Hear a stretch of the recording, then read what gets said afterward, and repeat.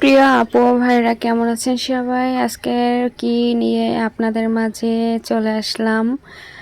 Please screen এখন সবাই দেখবেন। হ্যালো বন্ধু, আসসালামু আলাইকুম। কেমন আছেন সবাই? আশা করি ভালো আছেন। আপনাদের দয়া আমিও ভালো আছি। এটা হচ্ছে পুঁই শাক, নিজের হাতে লাগানো গাছের পুঁই শাক। সবুজ সবুজ দেখতে কিন্তু খুবই একদম ভালো লাগতেছে। আসলে কিনতে কিন্তু এভাবে একদম নরম নরম ডাটা পাওয়া যায় না। আর কিনতে গেলে কিন্তু ওই শাকটা হচ্ছে সার মেশানো বা অন্য কিছু, ওটা খেলে কিন্তু আরও ক্ষতি হয়ে যায় আমাদের। তো গাছের নিচে লাগানো এটা কিন্তু ভিটামিন, তার উপরেও কি বলবো, দেখতে কিন্তু অসাধারণ, মনে চায় যে এমনিতেই খেয়ে ফেলি।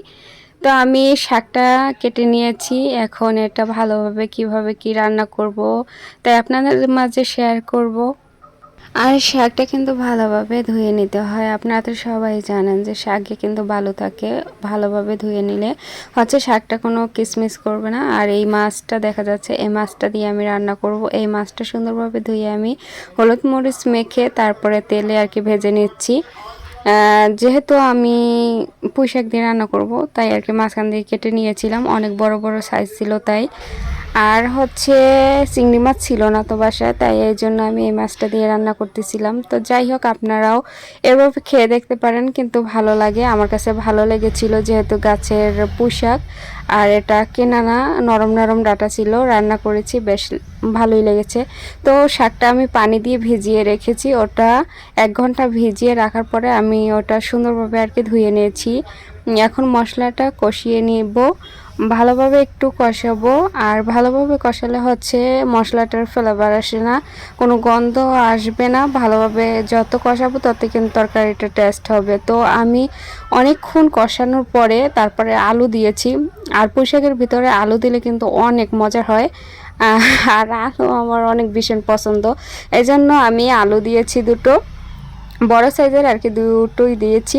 তো যাই হোক, আমি কিছুক্ষণ কষিয়ে তারপরে শাকটা ভালোভাবে ধুয়ে এখন শাকটা দিয়ে দিলাম। শাকটা কিন্তু মজে একদম একটুখানি হয়ে যাবে। তো এখন এখন এই দেখেন একদম কিন্তু অল্প হয়ে যাচ্ছে।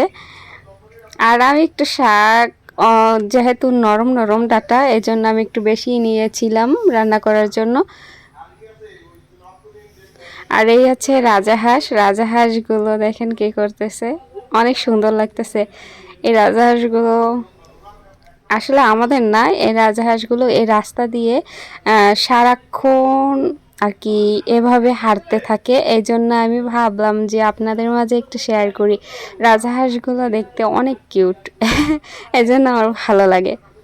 তো এই দেখেন আমি কষাচ্ছিলাম, একদম একটুখানি কিন্তু হয়ে গেছে। তো মাছটা দিয়ে দিলাম ওপরে। মাছটা দেওয়ার পরে লাড়বো না, লাড়লে হচ্ছে তো এটা ভেঙে যাবে, এই জন্য আমি এখন পরিমাণ মতন পানি দিয়ে দিলাম। একটু পানি দিয়েছি কারণ ডাটাটা তো সেদ্ধ হবে, তাই না? আর ডাটাটা বেশি কিন্তু শক্ত না আর কি, আগা আগা এই নরম, এই জন্য আমি বেশি আর কি পানি দিই নাই, একটুকুই আর কি সেদ্ধ হয়ে যাবে। কে কে পুঁই শাক পছন্দ করে না, আর পুঁই শাকে অ্যালার্জি কিনা তা আমি জানি না, কিন্তু আমার খেলে গা চুলকায়, এই জন্য কোনো অ্যালার্জির জিনিস খেতে পারি না, এই জন্য আর কি বলতেছি।